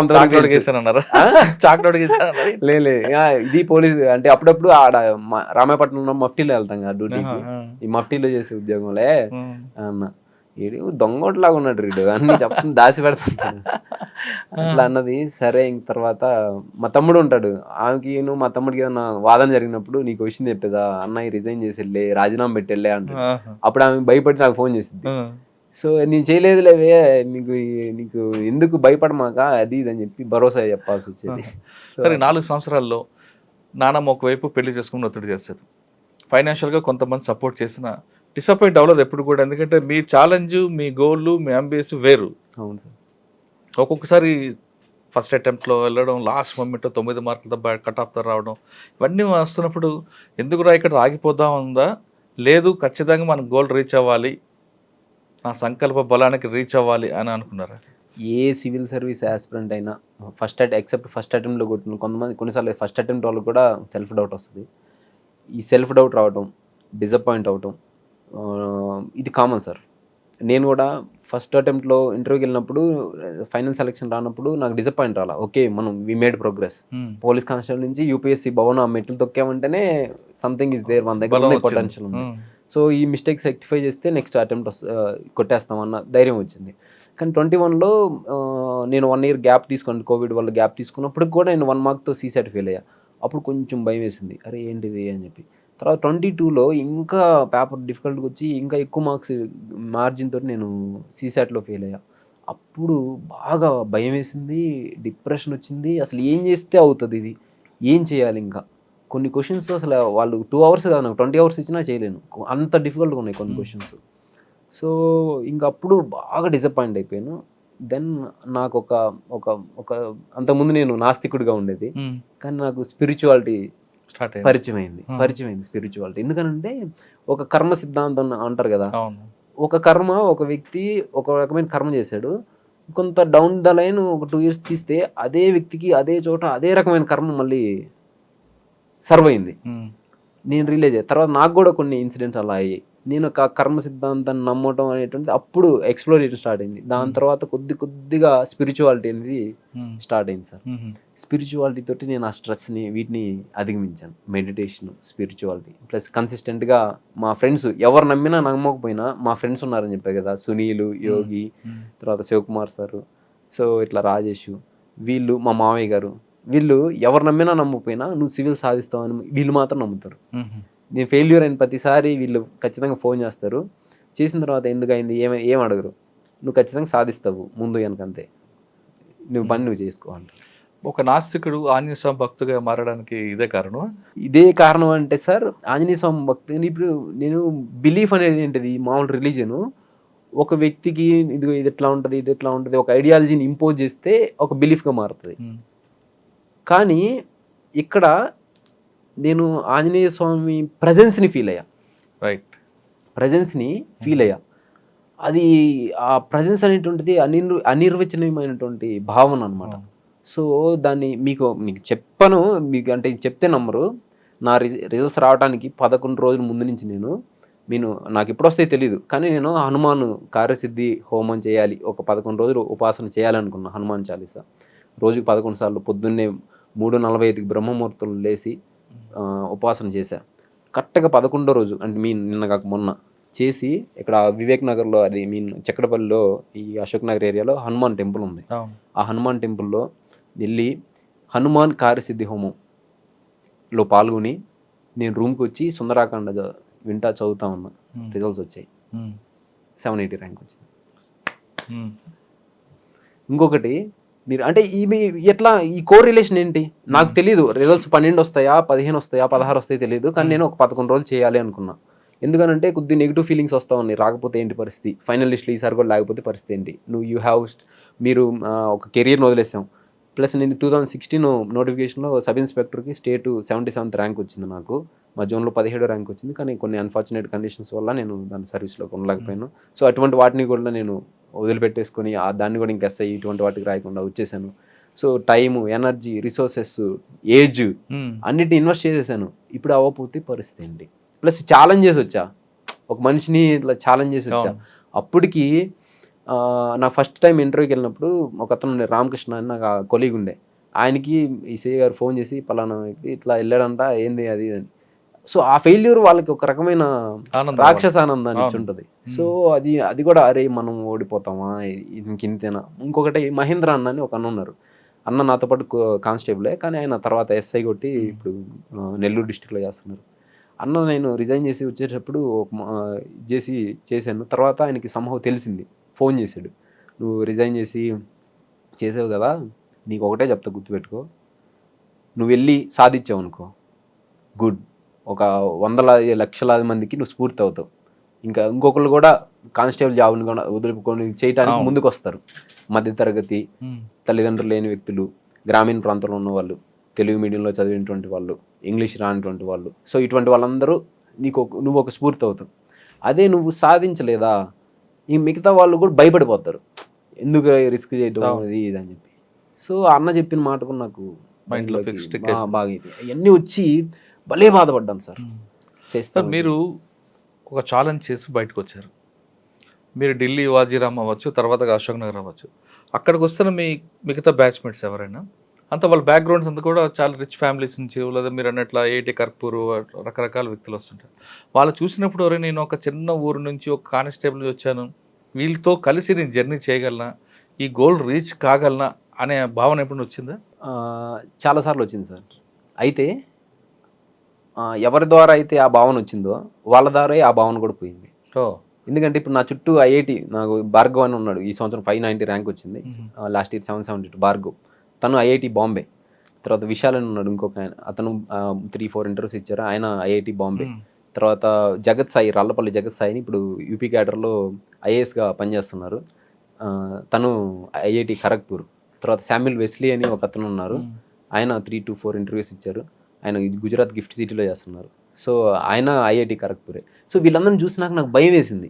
అరే వీళ్ళందరూ ఐఐటి వాళ్ళరా, నేను మామూలు స్కూలు కాలేజు ఏంటి, అసలు నాకు పెద్ద ఇంగ్లీషు ఇంత వీళ్ళకి వచ్చినంత ఇదిగా రాదు అని చెప్పి. కానీ నేను ఎప్పుడైతే ఫస్ట్ అటెంప్ట్లో ఇంటర్వ్యూకి వెళ్ళానో నాకు అక్కడ జగత్ సాయి పరిచయం అయ్యారు, అక్కడ ఢిల్లీలో పరిచయం అయ్యి చెప్పాడు, నేను ఇట్లా ఐఐటి ఖరగ్పూర్, అసలు నువ్వు ఇట్లా వచ్చావంటే నీకు చాలా గ్రేట్ ఉదయ్, నువ్వు యూ విల్ మేక్ ఇట్ అని. ఇంకోటి రాహుల్ అన్నని, రాహుల్ రెడ్డి నంద్యాలలో జాయింట్ కలెక్టర్ చేస్తున్నారు అన్న నేను ఒకే బెంచ్లో రాశాను మెయిన్స్. ఆ సంవత్సరం అన్నకి ఐఏఎస్ వచ్చింది. అన్న చెప్పారు, ఆ ఎగ్జామ్ హాల్లో చెప్పాడు, ఉదయ్ నువ్వు ఫస్ట్ అటెంప్ట్ ఎట్ వచ్చావు కదా, నువ్వు ఖచ్చితంగా ర్యాంక్ కొడతావు, ఇదే మూమెంట్ అని కీప్ అప్ చేయి, ఫెయిల్యూర్స్ వచ్చినా సక్సెస్ వచ్చినా పెద్దగా డిమోటివ్ అవ్వకని. ఇట్లా ఎవరి వల్ల అయితే ఈ భద్రతా భావం ఇలా అందరితో పోటీ కలవాలని అని వచ్చిందో వాళ్ళ వల్లే నాకు మళ్ళీ భద్రతా భావం వచ్చింది. ఇప్పుడు వీళ్ళే నాకు భార్గవే సీసాట్ గురించి కొంత చెప్పడం, విషయాలు అన్న మీరు చాలా బాగా పాయింట్స్ని జనరేట్ చేస్తున్నారని చెప్పడం, వెస్లీ కానీ జగత్ సాయి, ఇట్లా వాళ్ళ వల్లే పోయింది. అవునా? అశోక్ నగర్లో మీరు ఉన్నారు, ఇన్స్టిట్యూషన్ మీకు ఎలాగ మీకు సపోర్ట్ చేసింది ఇప్పుడున్న? శరత్ చంద్ర. అవును సార్, యాక్చువల్గా శరత్ సారు నాకు దొరకడం అనేది గుడ్ మెంటర్ దొరకడం అనేది, నేను అదృష్టం అంటారు కదా సార్, అదృష్టం అంటే ఏదో బంగారం దొరకటమో లాటరీ కొట్టడం కాదు, మంచి వ్యక్తుల్ని మన జీవితంలో పరిచయం అవటం కూడా అదొక అదృష్టంగానే నేను నమ్ముతా సార్.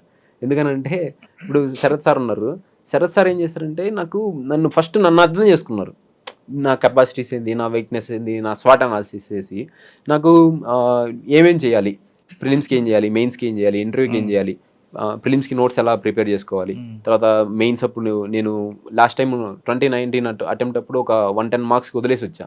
సో ఈ 110 మార్క్స్ వదిలేకుండా వచ్చుంటే నేను సర్వీస్లో ఉండేవాడిని సర్వీస్లో. సో దీన్ని ఏం చేయాలి, దీని అడ్రస్ అంటే ఈ విధంగా చేయాలి, ఇట్లా నాకు పర్సనలైజ్ చేసేసి శరత్ సారు ప్లస్ నన్ను ఊరికే ఎవ్రీడే రాయమంటారు, ప్రతిరోజు రాసి ఒకే ఒక ఆన్సర్ ఒక A4 షీట్లో రాసి పంపిస్తే ఆయనకి ఎంత టైం ఉన్నా నాకు టైం కేటాయించి చేశారు. ఇంకా ఒక పాయింట్ ఆఫ్ టైంలో నేను ప్రిపరేషన్ అంటే కొంత సార్ నేను డూమేట్ వెళ్ళిపోతున్నాను, నాకు వేరే ఎగ్జామ్స్ కూడా చూస్తాను, ఇది అల్లా అయ్యేటట్టు కాదన్నట్టుంటే, సరే నీకు ఒక క్వశ్చన్ పేపర్ ఇస్తాను, ఆ క్వశ్చన్ పేపర్లో క్వశ్చన్స్ రాసేసి నాకు ఇచ్చేసి వెళ్ళిపో అన్నాడు.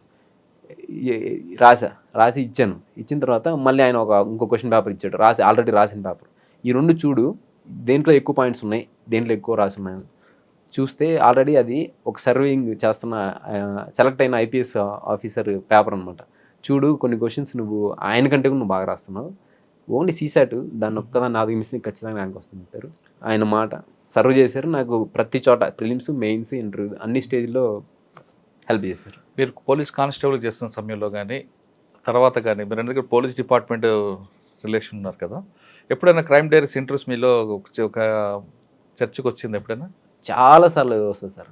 ఎందుకనంటే సమాజం ఉంటుంది, సమాజం అంతా కంప్లైంట్స్ అంటే ఒక చట్టము లేకపోతే సమాజం ఒక పూలప్ అయ్యి పాపులర్ సావరెంటీ పార్లమెంట్ ద్వారా ఎక్స్ప్రెస్ అయ్యి దాని ద్వారా చట్టాలు వస్తాయి. అవును.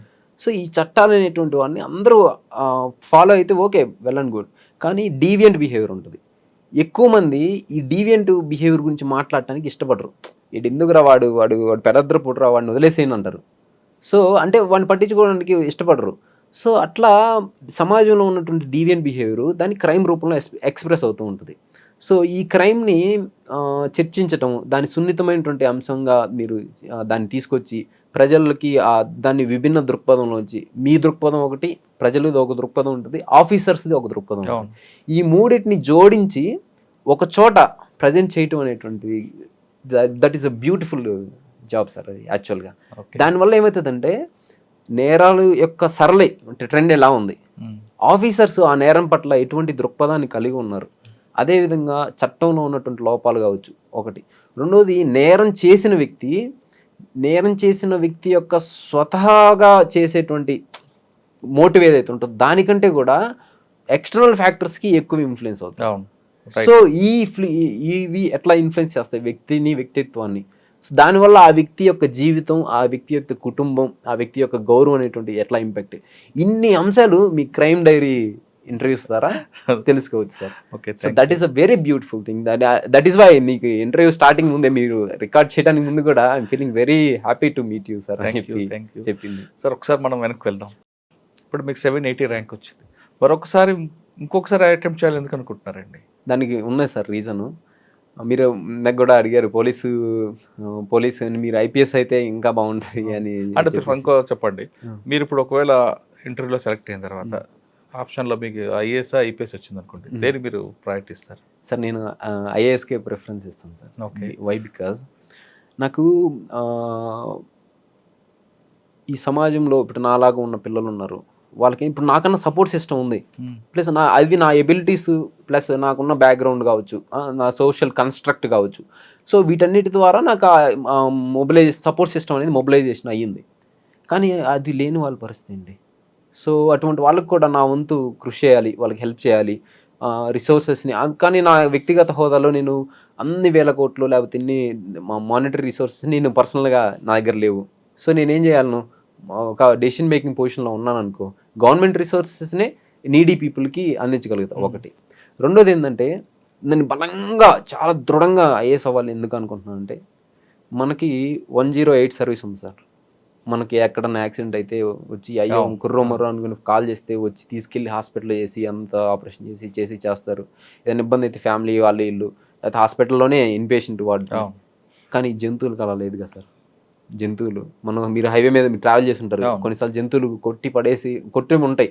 మీరు ఏదైనా హెల్ప్ చేద్దామని దిగినా కూడా దానికి ఏదైనా వాటర్ పోయటమో లేదంటే కొద్దిగా పక్కనే నెట్టేయటం అదే చేస్తారు. కానీ మీరు దాన్ని తీసుకుని వెళ్ళలేరు, మీరు చేయాలని హెల్ప్ చేయాలని ఇంటెన్షన్ ఉన్నా కూడా చేయలేరు.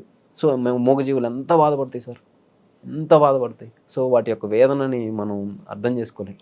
సో అవి చెప్పలేవు కూడా. సో వాటికి కూడా నేను 109 సర్వీస్ అనేటువంటిది తీసుకురావాలి. దానికోసంగా నేను ఒక ఐఏఎస్ ఆఫీసర్గా ఉంటే పాలసీ మేకింగ్లో కావచ్చు, సజెషన్స్. ఇప్పుడు మీరు అన్నారు ఒరిస్సా సీఎం గారికి ఒక సజెషన్ ఇచ్చారు, కేఎన్ కుమార్ గారు అస్సాం మేఘాలయలో డెసిషన్ మేకింగ్ పొజిషన్లో ఉన్నారు. అటువంటి పొజిషన్లో ఉన్నప్పుడు నేను ఖచ్చితంగా సీఎంస్కి కానీ ప్రజాప్రతినిధికి కానీ చెప్పి, ప్రతి జీవిలో దేవుడు ఉన్నాడు, ప్రతి జీవి ప్రాణం మనిషి ప్రాణం అంత ముఖ్యమైనది కాబట్టి 109 సర్వీస్ మనం తీసుకొస్తే వాటి ప్రాణకోటికి కూడా మనం హెల్ప్ చేసినట్టు ఆ పుణ్యం ఉంటుందని చెప్పి అటువంటి వాటిని ఇంట్రడ్యూస్ చేయాలి. అట్లా ఐకానిక్ ప్రాజెక్ట్స్ నా మైండ్లో కొన్ని ఉన్నాయి సార్.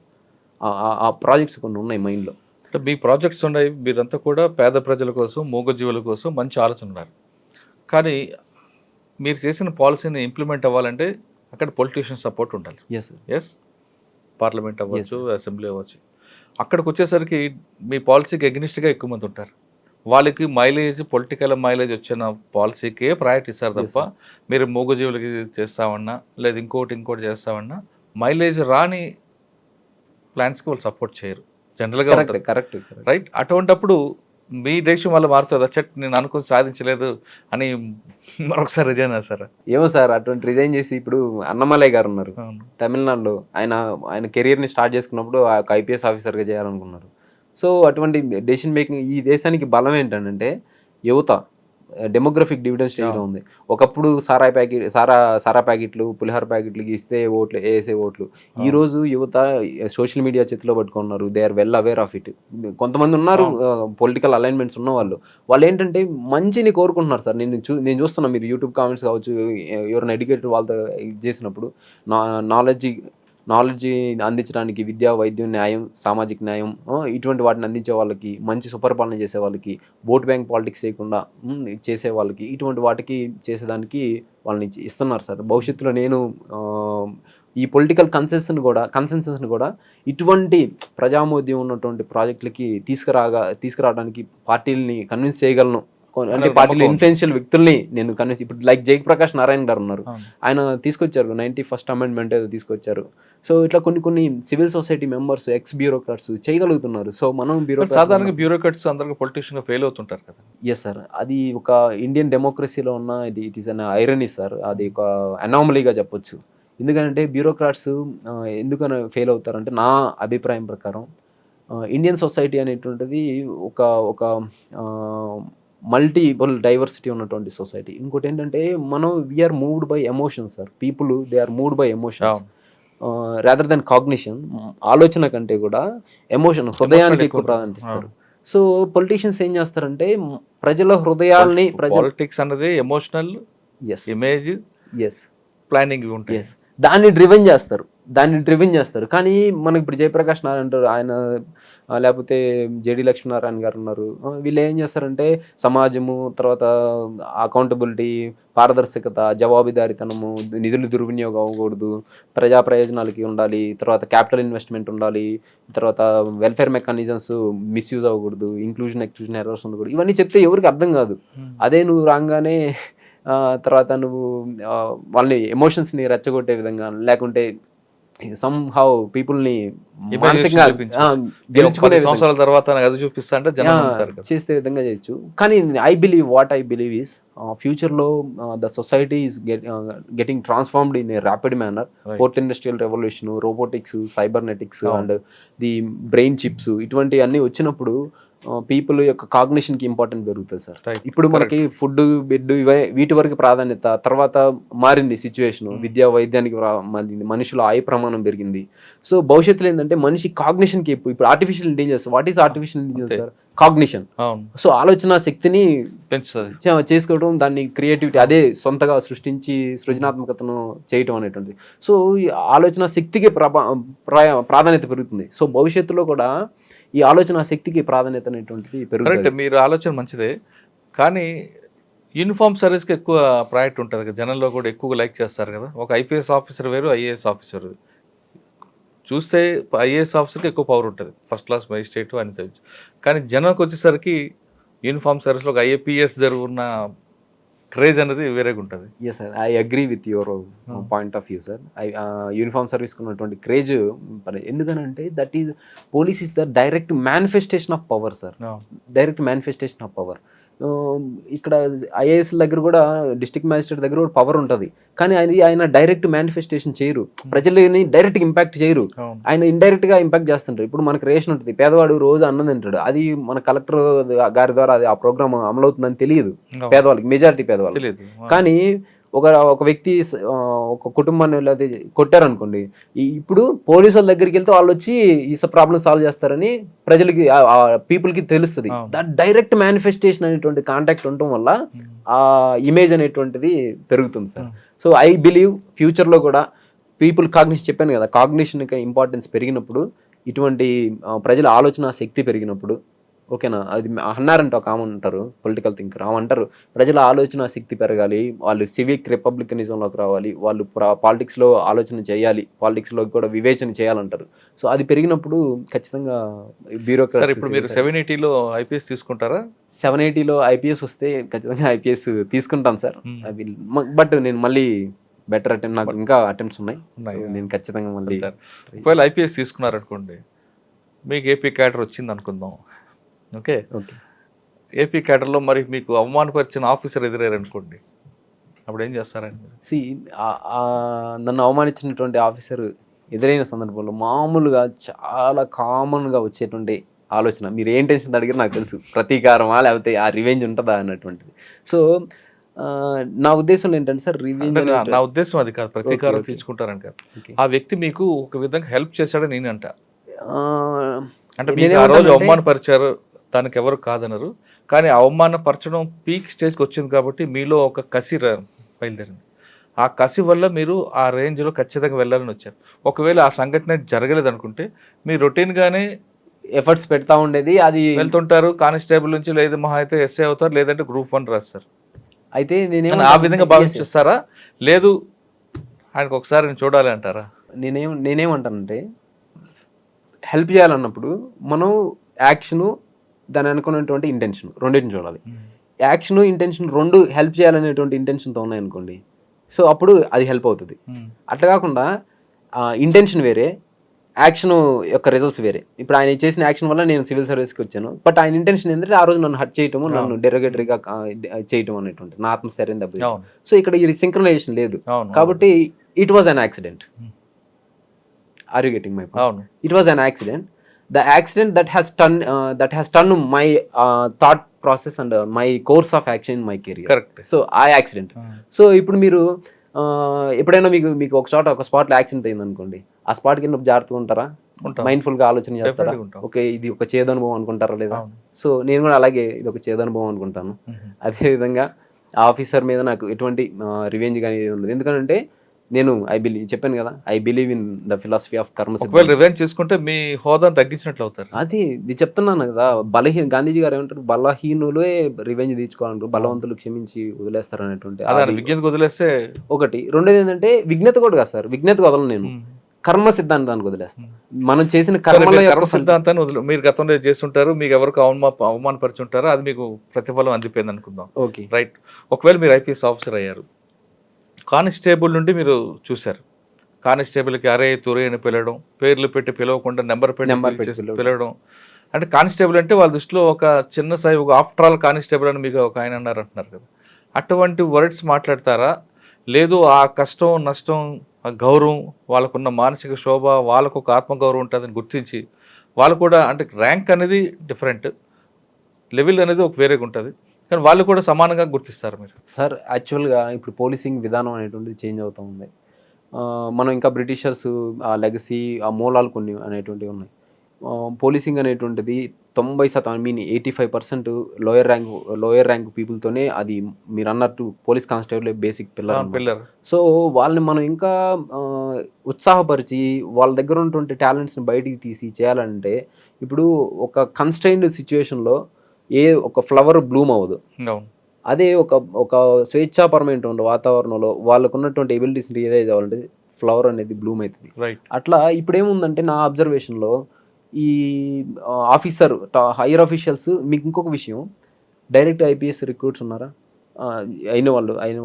సో ఆ ఆఫీసర్స్ చాలా ఎంపతితో ఉంటారు సార్, చాలా మంచి ఆలోచనతో ఉంటారు, గుడ్ గవర్నెన్స్ ఇవ్వాలంటారు.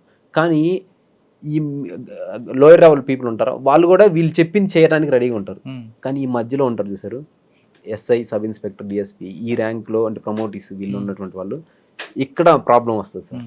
వీళ్ళు ఏంటంటే అటు హైర్ ఇది కాదు, ఈ డెసిషన్ మేకింగ్ పొజిషన్లో వీళ్ళు ఎగ్జిక్యూషన్ చేసి ఉంటారు. వీళ్ళు ఏం చేస్తారంటే మిస్ట్రీట్మెంట్ చేస్తారు సార్. సో వీళ్ళ యొక్క ఐడియల్స్ ఉంటాయా, ఇప్పుడు ఒక ఐపీఎస్ ఆఫీసర్ వచ్చి మనం సుపరిపాలన, గుడ్ గవర్నెన్స్ చేయాలి, ఫ్రెండ్లీ పోలీసింగ్ చేయాలన్నప్పుడు ఆ ఇంటెన్షన్స్ని వీళ్ళు ఎగ్జిక్యూట్ చేయరు. వీళ్ళ యొక్క అహంకార ధోరణి, వీళ్ళ యొక్క రిజిడ్ యాటిట్యూడ్స్ని ఇవ్వటం వల్ల అది జరుగుతుంది. సో నేనేం చేస్తానంటే, ఈ ఆఫీసర్స్ నాకు అన్ని లెవెల్లో తెలుసు కదా, కొత్తగా వచ్చిన ఐపీఎస్ ఆఫీసర్కి పోలీస్ కానిస్టేబుల్ లెవెల్ తెలియదు. సో నేను ఆ గ్యాప్ని అడ్రస్ చేస్తా, ఆ గ్యాప్ని అడ్రస్ చేసి ఇంక్లూజివిటీని తీసుకొస్తా డెసిషన్ మేకింగ్. ఈ రోజుకి పోలీస్ స్టేషన్స్లో జరుగుతున్న విధానం ఏంటంటే సార్, ఒక సబ్ ఇన్స్పెక్టర్ ముందు పోలీస్ కానిస్టేబుల్స్ కానీ హోంగార్డ్స్ కానీ కనీసం కూర్చోడానికి లేదు. అది మీరు ఒక ఎంఆర్ఓ ఆఫీస్కి వెళ్ళండి, ఎంఆర్ఓ ఆఫీస్లో ఏదైనా డిస్కషన్ జరుగుతున్నప్పుడు ఎంఆర్ఓ గారు ఎదురు కూర్చొని అందరు స్టాఫ్ని కూర్చోబెట్టి వీడియో కాన్ఫరెన్స్ మీటింగ్ పెట్టడం జరుగుతుంది. సో అటువంటి బేసిక్ అది ఇవ్వాలి. తర్వాత వాళ్ళకి వీక్లీ ఆఫ్ సిస్టమ్ అనేటువంటిది ఇవ్వాలి. ఎందుకంటే మనకి ఖచ్చితంగా ప్రతి మనిషికి వీక్లీ ఆఫ్ సిస్టమ్ ఇవ్వాలనే సబ్జెక్ట్ వచ్చింది కాబట్టి 1000 మంది ప్రజలకి ఒక కానిస్టేబుల్ ఉండాలనేది పీపీఆర్ చెప్తుంది. కానీ ఇప్పుడు 1,00,000 మందికి ఒక కానిస్టేబుల్ ఉన్నారు. మ్యాన్ పవర్ లేనప్పుడు మీరు వీక్లీ ఆఫ్ స్టాటిస్టిక్స్ వేరే ఉంది సార్. ఇంకొకటి ఏంటంటే సార్, నేను బిలీవ్ చేసేది systematic organization of resources and efficient use of resources sir. ఇప్పుడు మనకి మీ దగ్గర మనం చేయాలనుకుంటే రిక్రూట్ చేసుకోవాలంటే గవర్నమెంట్కి చాలా మంది రిక్రూట్ చేసుకోవచ్చు. ఇప్పుడు ప్రజా వనరులు చాలా ఉన్నాయి. So that is the beauty. మనం ఇప్పుడు ఇండియన్ సొసైటీ, ఇండియన్ గవర్నమెంట్ అనేటువంటిది మనం రిసోర్స్ని ఎఫిషియెంట్గా యూజ్ చేసుకోవాలి. సో అందరిని తీసేసుకోవటం, వాళ్ళని ఎఫిషియెంట్గా యూజ్ చేసుకోలేకపోవడం అనేటువంటిది కాకుండా ఉన్న స్టాఫ్ని ఎఫిషియెంట్ ప్లానింగ్ తోటి, టెక్నాలజికలీ ఎయిడెడ్ సర్వలెన్స్ తోటి దీన్ని తీసుకొచ్చేసి ఆర్టిఫిషియల్ ఇంటెలిజెన్స్ కావచ్చు, డేటా అనలిటిక్స్ కావచ్చు, క్రైమ్ ఇప్పుడు మనం చూస్తుంటాం, క్రైమ్ హాట్ స్పాట్స్ చూడొచ్చు, బ్లాక్ స్పాట్స్ చూడొచ్చు, ఇటువంటి వాటిని చేసి ప్లస్ క్రైమ్ అజంప్షన్స్ కూడా చేస్తున్నారు, తర్వాత ప్రిజంప్షన్స్ ఇటువంటివి కూడా ఉన్నాయి అనమాట. సో పోలీసింగ్ దానికి సంబంధించి so better practices, good practices తీసుకొని వచ్చి ఈ స్టాఫ్ని కనుక వాళ్ళని సెన్సిటైజ్ చేయాలి సార్. స్టాఫ్ని సెన్సిటైజ్ చేయాలి, వాళ్ళ వెల్ఫేర్ని ఎన్షూర్ చేయాలి, వాళ్ళకు ఉన్నటువంటి ఏదన్నా గ్రీవెన్సెస్ ఉంటే వాటిని ఫాస్ట్గా అడ్రస్ చేయాలి. సో ఇటువంటివన్నీ చేసినప్పుడు వాళ్ళకి ఏంటంటే ఇది నా డిపార్ట్మెంట్ రా పలా. ఇప్పుడు మీరు అబ్జర్వ్ చేసి ఉంటారు, నేను ఆల్మోస్ట్ 4-5 ఎస్పీల కింద పనిచేస్తాను సార్. రామాయపట్నం కావచ్చు, దీంట్లో కావచ్చు. ప్రతిసారి ఎస్పీ గారు మారినప్పుడు పోలీసింగ్ మారుతుంది సార్. మీరు అబ్జర్వ్ చేయండి, ఎస్పీ గారు మారినప్పుడు వర్క్ కల్చర్ మారుతుంది. సో ఎస్పీ గారు మారినప్పుడు మారిపోతుంటారు. ఇప్పుడు సిద్ధార్థ కౌశల్ గారు ఉన్నారు, జియో అని పెట్టారు, జూనియర్ ఇన్వెస్టిగేషన్ ఆఫీసర్స్ అని. తర్వాత హెడ్ కానిస్టేబుల్స్ వీక్లీ లంచ్ అనేటువంటిది పెట్టారు. అది ఎంత బ్యూటిఫుల్ ఇనిషియేటివ్ సార్. ఒకప్పుడు నేను అసలు మీట్ అవ్వేదానికి లేదు. అంటే ఒక్కొక్క ఆఫీసర్ వచ్చిన తర్వాత వాళ్ళ వర్క్ స్టైల్ బట్టి మారిపోతుంటారు. మీరు అంటే సిద్ధార్థ్ కౌశల్ గారు జియో పెట్టారు, ఇంకొక ఆఫీసర్ భోజనాలు పెడతారు, ఇంకొక ఆఫీసర్ వచ్చినప్పుడు కానిస్టేబుల్ పదమే కాదు అసలు ఆఫీసర్ అని పిలవాలని కూడా సంబోధిస్తుంటారు. ఓకే, ఇక మీ డిపార్ట్మెంట్ వరకు అయింది. ఇక ప్రజల దగ్గరకు వచ్చారనుకోండి, ప్రజలకి కానిస్టేబుల్ పోయి అరే తురే అని పిలిచే కాలం నుంచి బూతులు మాట్లాడే కాలం నుంచి ఈ కాలంకి వచ్చాం. ఇప్పుడు మీరు వచ్చిన తర్వాత దాన్ని అలాగే కొనసాగిస్తారా, లేదా బ్రిటిష్ పద్ధతిని కొనసాగిస్తారా? లేదు, హైలీ క్వాలిఫైడ్ ఆఫీసర్లు వస్తున్నారు కాబట్టి, కానిస్టేబుల్ కూడా బీటెక్ చదివిన చాలామంది వస్తున్నారు. ప్రజలకి రెస్పెక్ట్ ఇవ్వడం, వాళ్ళ బాధలతో వస్తే వాళ్ళ పట్ల ఎలాగ మాట్లాడాలని చెప్తారు సార్? ఇది అంటే మీకు ఒక మైండ్ సెట్ ఉంది. సో నాకున్న థాట్ని నేను ఎక్స్ప్రెస్ చేస్తాను సార్. యాక్చువల్గా పోలీస్ స్టేషన్కి వచ్చేది ఎవరు సార్? బాధలు ఉన్న వాళ్ళు వస్తారు. సో ఆ బాధలో వచ్చినటువంటి వారికి స్వాంతన చేకూర్చే విధంగా మనం మాట్లాడేటువంటి విధానం ఇప్పుడు చేంజెస్ వస్తున్నాయి. లేడీ రిసెప్షనిస్ట్ని పెట్టడము, వాళ్ళకి మఫ్టీలో యూనిఫామ్లో ఉంటే ప్రజలు భయపడుతున్నారని మఫ్టీలో పెట్టి వాళ్ళకి ఫెసిలిటేట్ చేయటము, అర్జీ రాయటము, వాటికి ఫెసిలిటేట్ చేయటం, ఇటువంటివి వస్తున్నాయి. కానీ ఇంకా చెదురుమదురు సంఘటనలు మాత్రం ఉన్నాయి. అరే తురే అంటాము, ఇది చేయటం అనేటువంటిది. ఇక్కడ 2 ఆస్పెక్ట్స్ ఉన్నాయి సార్. ఒకటి అరే తురే అంటాం, లేకపోతే గద్గద స్వరంతో, లేకపోతే ఈ గదిమినట్టు మాట్లాడటం, రఫ్గా మాట్లాడటం, ఇటువంటివి అవసరం ఉంది పోలీస్ డిపార్ట్మెంట్. ఎవరైతే యాంటీ సోషల్ ఎలిమెంట్స్ ఉన్నారో, ఎవరైతే మనల్ని అటాక్ చేసే ఉన్నారు వాళ్ళతోటి మాత్రం కరుకుగానే ఉండాలి సార్. కరుకమైనటువంటి కత్తిలాగే ఉండాలి. అదేవిధంగా ఎవరైతే విక్టిమ్తో సాఫ్ట్గా ఉండాలి. సో ఆ డిస్క్రిప్షన్ని ఎప్పుడు మనం ఇంప్రూవ్ చేస్తామంటే పోలీస్ వాళ్ళకి వెల్ఫేరు, వాళ్ళకి జాబ్ చేయాలని ఇంట్రెస్ట్ని కల్పించాలి. మీరు అబ్జర్వ్ చేయండి, లోయర్ ర్యాంక్ స్టాఫ్తో ఎప్పుడైనా ఇంటరాక్ట్ అవ్వండి, ఎక్కువ మంది ఏం జాబ్ అబ్బా, వద్దబ్బా, రావద్దబ్బా ఇట్లా చెప్తుంటారు. ఇదేదో తప్పక చేస్తున్నాము ఇట్లా అని. సో వాళ్ళకి ఆ ఇంట్రెస్ట్ కనిపించాలి. అరే ఇప్పుడు ఉన్నాయి ప్రమోషన్స్, సీనియారిటీ కాకుండా ఒక 20%, 30% ప్రమోషన్స్ని మెరిట్ మీద ఇస్తాము, మీరు మీ డ్యూటీ పర్ఫార్మెన్స్ మీద ఇస్తాము. సో ఇటువంటి ప్లస్ ఏదైనా ఇన్సెంటివ్స్ ఇస్తాము. సో ఇట్లా కనుక వాళ్ళకి చెప్తే, వాళ్ళు చేస్తే, వాళ్ళకి ఆ ఇంట్రెస్ట్ కలిగిస్తే, ఓకే నాకు మంచి ఇన్సెంటివ్స్ వస్తే నేను మంచిగా రిసీవ్ చేసుకుంటే, కస్టమర్ అండ్ సర్వీస్ ఫీడ్బ్యాక్ అనేది మంచిగా ఉంటే నాకు ఇట్లా వస్తుంది.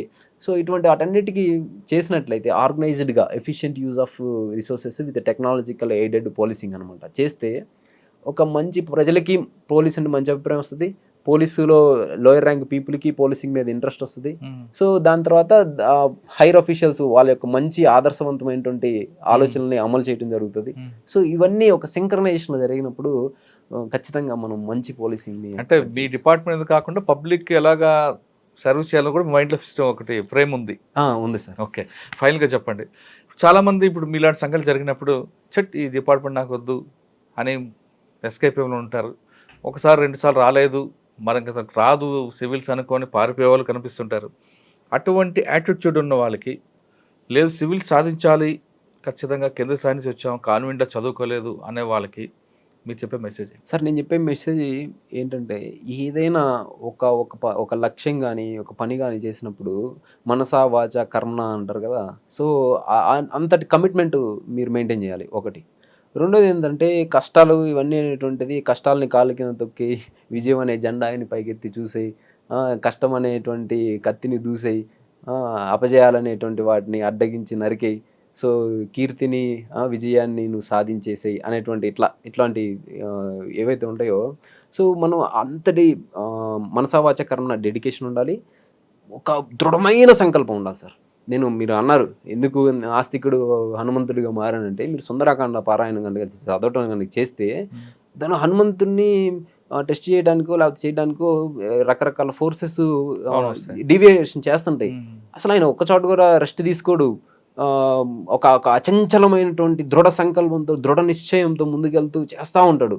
సో అంతటి దృఢ సంకల్పాన్ని దృఢ నిశ్చయాన్ని మెయింటైన్ చేయాలి ఒకటి, ఓకేనా. మనసావాచ కర్మ, అచంచలమైన దృఢ విశ్వాసం. రెండోది హార్డ్ వర్క్ సార్. మూడోది హార్డ్ వర్క్.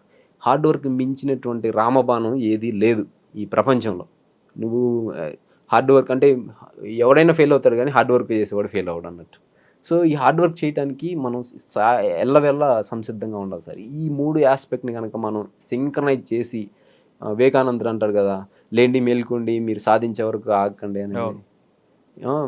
ఇనప కండరాలు ఉక్కు నరాలతో కూడిన యువత ఈ దేశానికి అవసరం అనేటువంటిది. సో అటువంటి మైండ్ సెట్ని కనుక మనం ఇంప్రూవ్ చేసుకోగలిగితే, ఈ లక్ష్యమే కాదు సార్, సివిల్స్ అనేది అంతటి దృఢ సంకల్పం ఉన్న వ్యక్తులకి ఇది సివిల్స్ అనేది చాలా చిన్నది సార్. ఇంకా ఇంకా బలమైనటువంటి లక్ష్యాలని సాధించగలరు సార్. అది నేను బలంగా విశ్వసిస్తాను.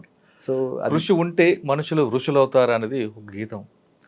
మనిషిలో మన దృఢ సంకల్పం ఉంటే ఖచ్చితంగా ఋషులే కాదు, మనం ఏదైనా సాధించవచ్చు అంటున్నారు Uday Krishna Reddy. Constable after all constable అని ఒక ఇన్సల్ట్ నుంచి ఆయనలో ఒక కసి బయలుదేరి, ఆ కసి అనేది ఆయన మీద పగగా ప్రతీకారంగా తీసుకోకుండా తను ఒక లక్ష్యం సాధించుకోవడానికి ఆ కసిగా మార్చుకొని ఆ కసిగా చదివి 4వ సారి ఆయన సివిల్ సాధించారు.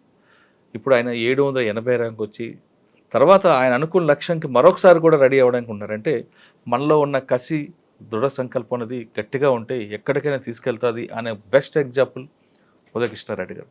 ఆయన మరిన్ని చదవాలి, బాగా చదవాలి, ప్రజలకు సేవ చేయాలి. ఆయన మైండ్లో ఉన్న ఫ్రేమ్స్ ఏ విధంగా ఉన్నాయో, తన సిబ్బందికే కాదు ప్రజలకు ఏ విధంగా సహాయం చేయాలి అన్న ఉద్దేశం అని ఉందో అది సక్సెస్ అవ్వాలని మనం కూడా కోరుకుందాం. ఈ వారం ఉదయ్ కృష్ణారెడ్డి గారిని చూసి ప్రతి ఒక్కరు కూడా ఇదే విధంగా ఉండదు తప్ప కేవలం సెల్ ఫోన్లే మన జీవితం, తల్లిదండ్రులను మర్చిపోయి ఆత్మహత్యలు చేసుకుందాం, ప్రేమే మన జీవితం అంటూ మాట్లాడుతున్న వాళ్ళకి ఈయన ఒక బెస్ట్ ఎగ్జాంపుల్, ఒక రోల్ మోడల్గా భావించాను. Thank you brother. Thank you. All the best. Really very good experience with you sir. Personally లేదు, నువ్వు అనుకుంది సాధించావు. అందరూ అలాగుంటే అసలు మనం ఎక్కడో ఉంటాం. Thank you sir.